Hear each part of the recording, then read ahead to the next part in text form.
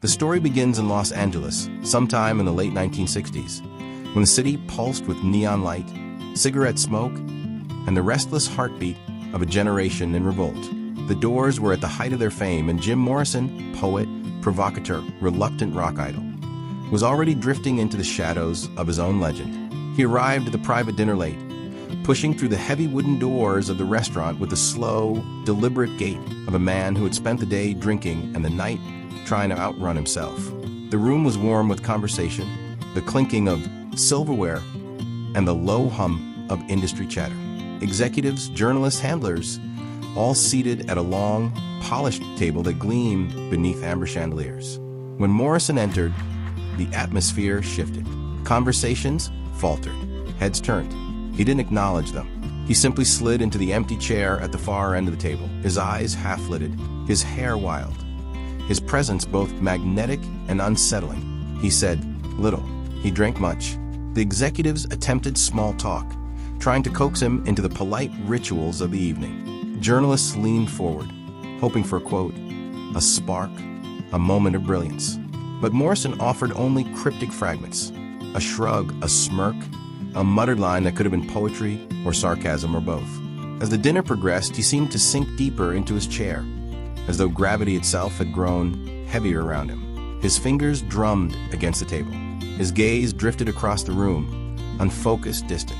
He looked like a man trapped in a place he had no intention of being. And then, without warning, the energy around him changed. Witnesses would later describe it as a moment of eerie calm, a stillness that settled over Morrison like a veil. He glanced around the table, not with fear or embarrassment, but with a strange, almost regal indifference. Then, slowly, he reached for the empty wine bottle in front of him. He slid it beneath the table. The conversations continued, oblivious at first. But a few guests noticed the subtle shift in his posture, the way his shoulders tensed, the faint clink of glass against the underside of the tablecloth. No one spoke, no one dared to.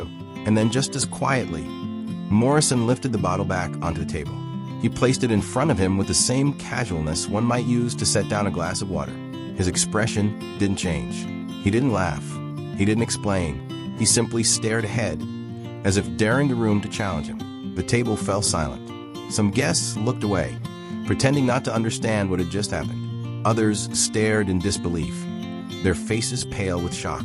A few exchanged nervous glances, unsure whether to be horrified or impressed. But Morrison remained still, a statue carved from defiance and exhaustion.